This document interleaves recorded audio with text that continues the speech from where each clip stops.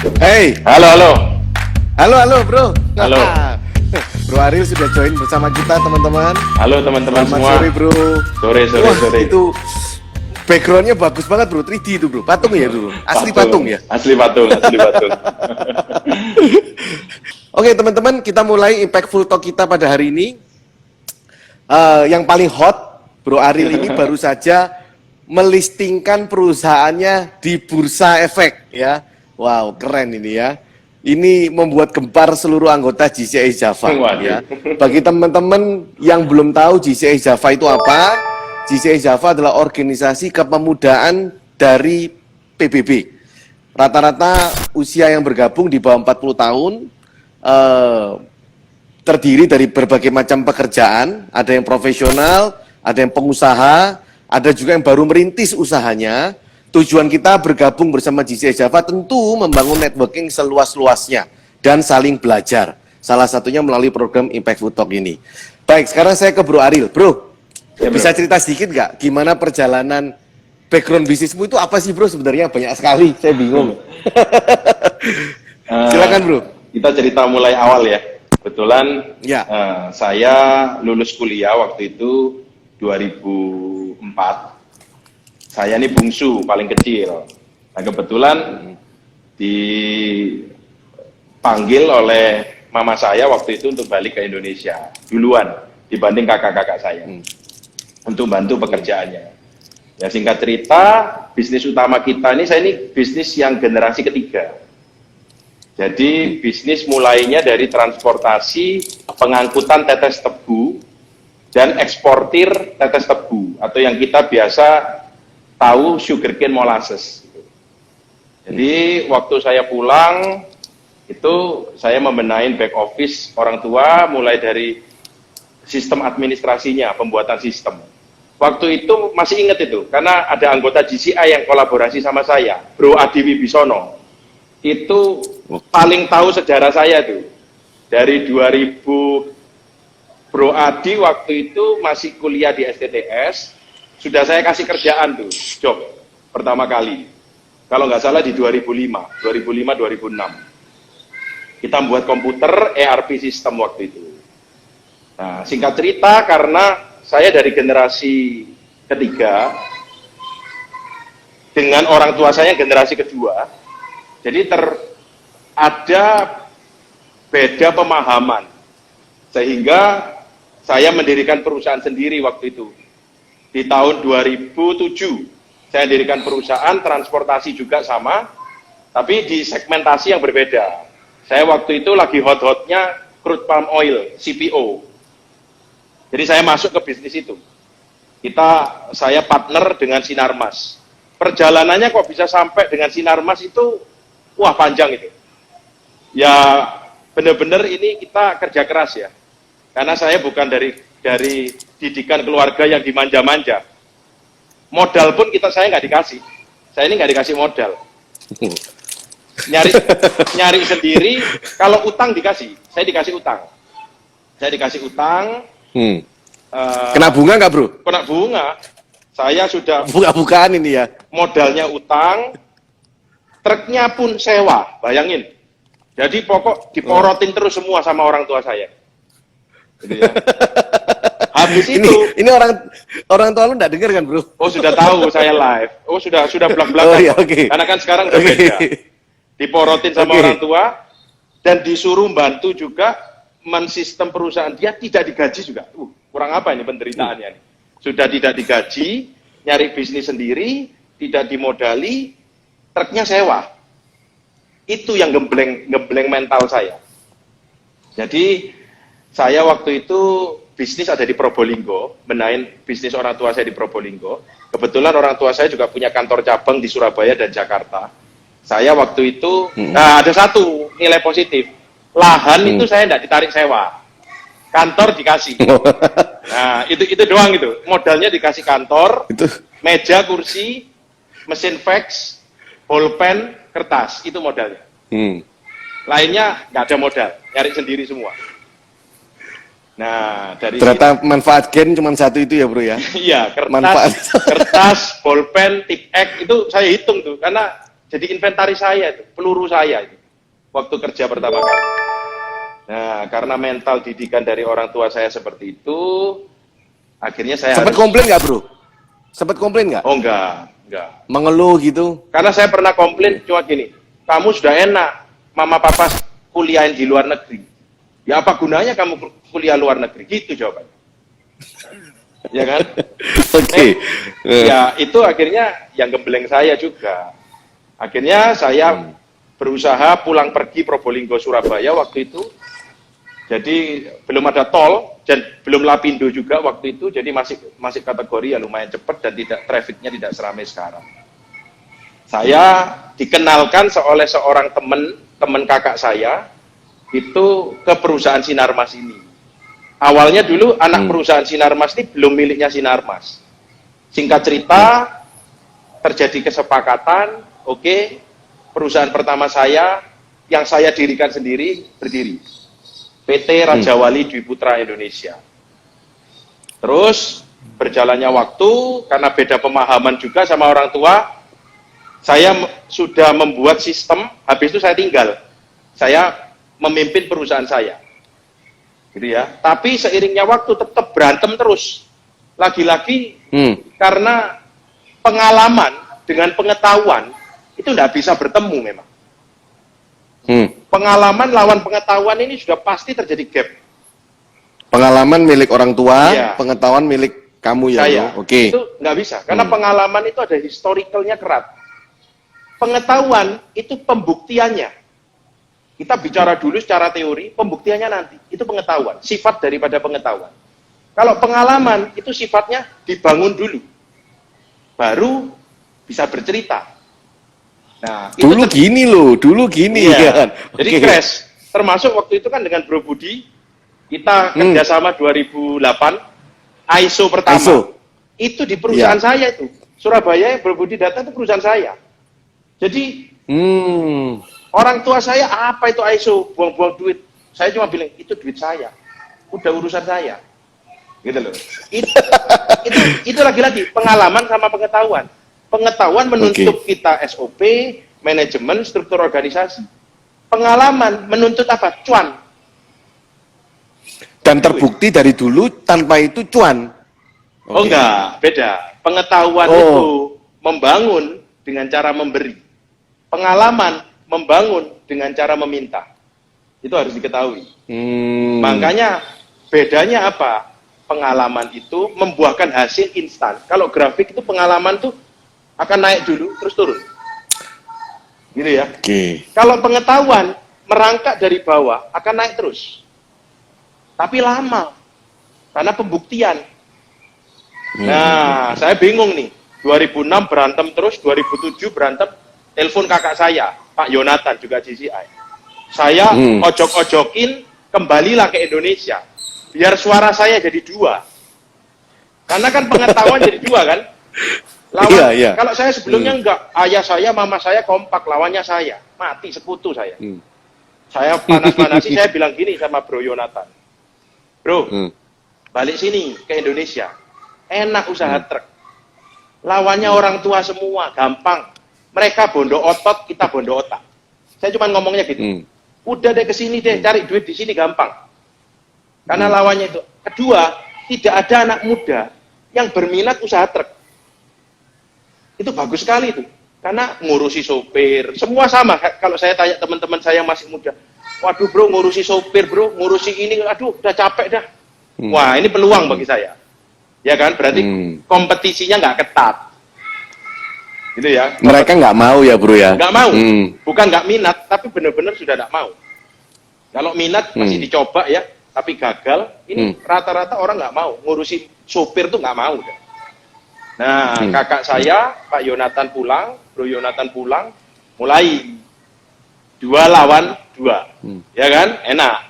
Saya ngurusi perusahaan saya, Bro Yonatan bantu yang di Probolinggo dulu, benahin. Nah, Bro Yonatan kan ketemu Bro Budi untuk ISO yang Probolinggo waktu itu. Betul. Ya kan? Nah, disitulah mama saya katut kita dulu. Karena ada satu omongan saya yang membuka mata mama saya. Saya cuma bilang gini, mama nyekolahkan saya ke Amerika itu sama seperti investasi. Kenapa investasi pengetahuan itu tidak dihargai? Itu yang saya bilang.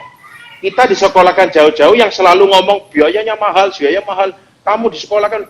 Ya sekali-kali investasinya itu berupa kita-kita anak-anaknya ini didengarkan. Nah, itu yang saya omong pertama kali. Baru sekarang 3 lawan 1, lawan ayah saya sendiri. Itu yang paling susah ini. Paling susah itu. Paling susah. Yeah. Dan singkat ceritanya, lagi-lagi, meskipun sudah 3 lawan 1, tidak kuat. Bro Yonatan tidak kuat. 2011 itu pindah ke Surabaya juga, sama seperti saya. Nah, itu lahirnya PT Putra Raja Wali Kencana Tbk. Asalnya itu dari divisi yang dibuat sama Bro Yonatan. Karena tidak kuat, dia bilang sama saya, udah deh, lu yang ngurusi deh manajemen, lu lebih, saya lihat Raja Wali Dwi Putra itu lebih bagus, lu yang ngurusi manajemen. Karena saya waktu itu tahun 2010 bikin satu sensasi, masuk koran pembelian truk 300 unit tanpa ngelibatin orang tua saya. Tanpa saya minta 1 sen pun sama orang tua saya. 300 unit itu setara hampir 150 miliar. Itu saya beli, saya masuk headline-nya koran Jawa Pos waktu itu. Pembelian tahun berapa itu tadi, Bro? Tahun 2010. 2010. Ya, 2010. Nah, itu kita tapi pakai nama Raja Wali Group. Beli 300 truk Dino. Nah, tahun 2011 ayah saya minta kuota sama saya, yang dulu ayah saya ini tidak pernah beli truk baru. Belinya selalu truk bekas. Namanya cuan. Cuan kan sifatnya gitu. Yang penting megang duit. Ya gitu ya. Megang duit, tidak mikir yang seirit mungkin. Nah, seirit mungkin lah, bahasa gampangnya gitu. 2011 mulai ayah saya ikut kuota. Ideologi belum sama, tapi dia minta kuota truk. Intinya coba-coba beli truk baru. Saya beli truk baru semua, saya tidak pernah mau bekas. Ayah saya 2011. Nah, Pak Yonatan, Bro Yonatan 2012, akhirnya kompak sama saya melebur membuat PT Putra Raja Wali Kencana Tbk. Itu yang kemarin baru TBK ya. Itu yang disingkat Pura ya. Yang disingkat Pura ya, PURA. Jadi teman-teman semua, Bro Ariel ini barusan saja listing 2 bulan lalu ya, Bro ya? 2 bulan lalu. Januari 29 Januari.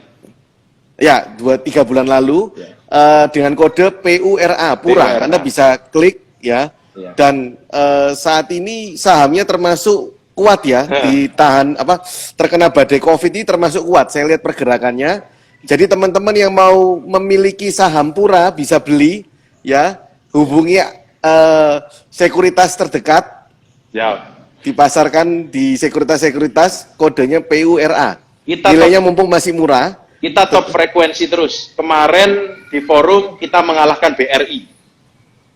Top frekuensi terus ya. Jadi kalau lihat Bank BRI. Bank BRI kalah. Hari ini juga top frekuensi lagi kita. Jadi top frekuensi itu sama seperti likuiditas ya. Sangat-sangat liquid sekali. Transaksi perdagangan hari ini tadi sudah mencapai hampir satu hari rata-rata kita di 10-15 miliar lah. Itu berapa persen, Bro, yang dilempar ke pasar, Bro? Prosentasenya? Yang dilempar ke pasar 34%. 34%. Oke. Oke. Jadi cukup liquid dan top frekuensi. Tujuan utamanya apa, Bro? Dulu, Bro, untuk IPO itu? Sebenarnya IPO itu udah jadi blueprint saya dari 2008. Saya memutuskan waktu ISO waktu itu. Dan memang blueprint saya di 2020. Ya agak meleset sih. Kita targetnya di 2020 sih, tetap on schedule sih. Di Januari 29 Januari. Sebenarnya kenapa kok 2020? Saya mempelajari historical bahwa ada krisis memang. Di krisis itu saya analogikan di 2021. Saya sudah hitung itu. Ya cuman ternyata corona ini maju kan di 2020 ya. Ya lebih cepat 1 tahun lah. Gitu ya. Ya jadi kalau menjawab pertanyaan kenapa kita IPO, sebenarnya itu untuk membuat perusahaan saya lebih profesional. Supaya visi kita semua itu sama. Dan orang tua saya baru menyerahkan pangkat estafet holding itu di 2013. di mana kita akhirnya satu visi semua sama, dan saya di dalam perusahaan sudah ditunjuk sebagai yang paling tinggi, dan orang tua saya di dalam bisnis saya atur, mereka juga sudah mulai mau. Dan kalau kita setiap hari meeting keluarga tuh selalu saya yang mimpin di dalam hal bisnis ya. Kalau di keluarga ya tetap saya anak gitu ya, dan sudah menerapkan sistem gaji. Orang tua saya kalau ambil duit sudah kita catat sebagai hutang, dan itu akhirnya berhasil gitu ya, berhasil sehingga IPO ini menjadi satu hal yang sama-sama disepakati. IPO itu yang membuat kepercayaan diri saya meningkat, karena sebenarnya motivasi yang terpenting itu kalau dalam satu family business ini satu visi. Kuncinya di situ, bukan lagi planning, grand plan atau segala macam, enggak. Selama kita satu suara, satu visi, maka semuanya itu akan terjadi. Nah, puji Tuhan, kita direstui kemarin 29 Januari kita go public, dan kita melepas 34%. Kenapa? Sebenarnya cukup simple. Ini merupakan family business 3 generasi, di mana bisnis ini tidak boleh punah. Itu semboyan saya. Saya dari dulu bicara generasi 1 itu menciptakan, generasi 2 itu membangun, generasi 3 itu mengembangkan. Itu teori ekonomi pembelajaran yang saya dapat di sekolah. Tidak ada generasi 3 itu meruntuhkan. Kalau itu bahasa pesimis tuh. Itu Indonesia aja tuh. Pepatah-pepatah hanya ada di Indonesia itu. Kalau di luar negeri nggak ada. Ini ada yang ngasih apresiasi, bro. Luar biasa, Pak, bisa satu visi dengan generasi orang tua. Memang ini masalah kebanyakan ya di Indonesia ya. Betul. Jadi karena sekali lagi masalah otot dan otak. Untungnya pengetahuan dan pengalaman. Untungnya saya bisa membuktikan perusahaan saya itu menjadi perusahaan yang menyumbang omset dan pendapatan paling besar sampai saat ini. Sampai saat ini. Itulah yang Bro, ini ada pertanyaan bagus nih, bro. Kenapa Pak IPO di kondisi krisis? Kalau ya, kenapa IPO ketika krisis? Jadi memang, sebenarnya gini. Saya ulang ya, bro, pertanyaannya. Ya. Jadi memang rencana IPO-nya di kondisi krisis ya, Pak? Kalau iya, kenapa Pak IPO ketika krisis? Nah, grand plan kita itu IPO itu di hitungan saya itu sebelum krisis. Sebelum krisis ya. Jadi kan di grand plan saya itu 2021 itu akan ada krisis. Gitu ya. Kenapa IPO itu sebelum krisis? Karena IPO ini sifatnya kan investor. Kita ngomong investor relation. Kita mencari suatu bentuk kerjasama investasi, membuka investor untuk gabung di perusahaan kita. Ya pastinya sebelum krisis. Ya ternyata hitungan saya kan krisis itu maju. Saya nggak tahu kalau kemarin itu setelah pencet bel itu krisis di depan saya nggak tahu itu. Saya nggak tahu, jujur nggak tahu saya. Saya kira itu 2021. Jadi memang grand plan kita. Ya tapi puji Tuhan kita bisa masuk sebelum krisis. Meskipun 3 bulan kemudian krisis ya. Tapi menurut saya itu suatu berkat lah buat kita. Karena lagi-lagi itu sifatnya investor. Investor kalau ada krisis itu kan sifatnya keep uang ya. Uangnya disimpan. Nggak mungkin dong investasi. Ya, wait and see. Ya, tapi kalau sebelum krisis, ya dia pasti spending. Kan begitu. Tapi ini pas krisis aja bagus ya, bro. Di bursanya tetap top chair ya. Karena kebetulan saya ini masuknya itu di segmennya infrastruktur dan kita aset manajemen, dan saya satu-satunya perusahaan industri, ini di garis bawah ya, industri transportasi truk. Kalau yang lainnya itu jasa, saya bukan jasa. Makanya omset perusahaan saya itu bisa sampai 86 miliar, hampir setara seperti pabrik. Kalau jasa nggak ada yang segitu. Jadi kalau dikatakan saya omset terbesar. Makanya kemarin saya disandingkan oleh OJK sama Bluebird. Kompetitornya. Gitu. Jadi secara valuasi ya, secara valuasi aset. Memang kita mengemasnya itu bikin perusahaan seperti aset manajemen. Jadi bukan lagi jasa transportasi, cuman karena transportasi ini dikenalnya ekspedisi, dikenalnya jasa, ya orang awam ngomongnya jasa, ya sudah, saya nggak, itu kan hak-hak mereka ya.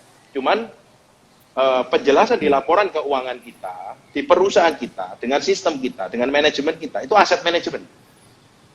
Sehingga kalau perusahaan tracking lain tuh, wah untung gross profitnya bisa 50%, saya gross profitnya cuma 25%. Hmm. Tapi aset saya 200 miliar, 300 miliar, 400 miliar.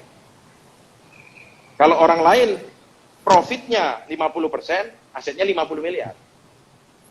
Gitu ya. Jadi kita Jadi ngomong, tujuan utama Bro IPO itu juga otomatis untuk mengembangkan perusahaan ya Bro ya. betul, betul. Untuk lebih besar lagi. Untuk lebih besar, Oke. untuk profesional. Nanti untuk Mak Wanandi dapat ya giveaway 1 jam tangan dari Bro Lucky nanti ya. Tolong emailnya diketik di komen ya, nanti akan difoto oleh tim admin, nanti akan dikirim lewat email Anda 1 jam tangan. Jam tangannya bagus banget, nanti akan dikirim ke alamat Anda. Oke. Bro, waktunya sudah mau habis ya kan? Lanjut lagi Bro. Ya. Saya tanya lagi. Ya. Ini senang banget Bro bisa nimbrung di sini. Ada perbedaan nggak Bro yang paling mencolok antara sesudah IPO dan sebelum IPO? Oh, sangat berbeda. Satu, masalah waktu ya. Kita ngomong dulu dari sudut pandang umum dan dari sudut pandang profesional. Kalau dari sudut pandang umum itu kita bicaranya keluarga sama waktu. Waktunya hampir dikatakan tidak ada. Karena banyak sekali aturan-aturan, prosedur-prosedur yang memang tidak boleh terlambat. Contoh, submit laporan keuangan, RUPS, terus setiap kali rapat bulanan harus ada notulen. Dibiasakan rapat dicatat dan disaksikan oleh komite audit. Jadi udah pasti waktunya tidak ada. Itu satu, secara umum. Kalau secara khusus profesional, nggak bisa keluar masuk uang itu enak, ngambil uang seenak, nggak bisa juga. Karena dikit-dikit diaudit ya. Auditnya itu bukan audit perbankan, bukan audit umum, tapi audit khusus, yaitu standar OJK. Jadi sudah nggak, mungkin bahasa gampangnya gini, kalau audit umum itu gampang, dikit-dikit biaya itu direklas. Wah Pak, ini ada uang masuk keluar reklas coret-coret gitu. Kalau IPO nggak bisa gitu bro, harus dipertanggungjawabkan. Nah itu perbedaan yang mungkin secara garis besar yang saya sampaikan sangat berbeda, sangat berbeda. Tapi profesionalismenya memang kalau memang kita ingin ke depan, ibaratnya ada krisis pun kita tetap bisa survive, ya harus IPO. Bro, pesan terakhir bro untuk teman-teman yang sedang meneruskan organisasi orang tuanya ataupun bagi mereka yang ingin memiliki usaha sendiri bro. Pesan terakhir bro, 5 menit. Ya. Apa nih bro, pesan penutup? Pesan penutupnya, jangan pernah capek, sabar. Pengalaman itu dibutuhkan juga di dalam mengisi pengetahuan kita. Ideologi dan idealisme kita jangan 100%. Karena kita butuh waktu dalam hal pembuktian. Jadi tetap dengarkan pengalaman-pengalaman, baik itu dari kakak, orang tua, atau saudara. Tetapi kita tampung dengan pengetahuan kita buktikan untuk yang penting kita satu visi berjalan bersama. Yang penting tujuannya bisa kompak berjalan bersama. Kalau memang harus sabar dan mengalah, ya harus dilakukan. Ada beberapa poin yang bagus ya, saya lihat yang kita bisa teladani dari Bro Ariel. Yang pertama, dia menggunakan otak, bukan otot. Ya, untuk merangkul keluarga, bukan meminteri, tapi berusaha untuk berkomunikasi. Yang pertama, dia rangkul dulu kakaknya, rangkul mamanya, perlahan-lahan ya bro, memberikan pemahaman. Sampai akhirnya mereka bisa mengerti semua. Yang kedua, memberikan penjelasan yang rasional. Bukan, lu harus nurut gua, karena gua lebih pinter, bukan itu. Tapi bro menjelaskan secara rasional yang saya tadi kagum, menjelaskan ke mamanya bahwa keputusan mama menyekolahkan saya ke Amerika itu nggak salah. Tetapi perbolehkan aku menggunakan kemampuanku di sini. Itu luar biasa. Yang ketiga, saya belajar bagaimana bro berani mengambil langkah yang orang lain nggak lakukan. Melakukan IPO di perusahaan transportasi yang di awal mulanya di Probolinggo, dan bro berpegang teguh kepada prinsip tidak mau ikut arus. Yang mengatakan generasi ketiga menghancurkan, tapi bro tetap pegang prinsip bahwa generasi ketiga adalah mengembangkan. Bro ini orangnya positif sekali. Nah ini 3 poin yang saya dapat, dan menurut saya ini luar biasa bro, ya pelajarannya untuk kita semua. Nah, teman-teman semua, Satu lagi ada nih, boleh tambahin 60. ya. Oh, silakan bro. Lanjut.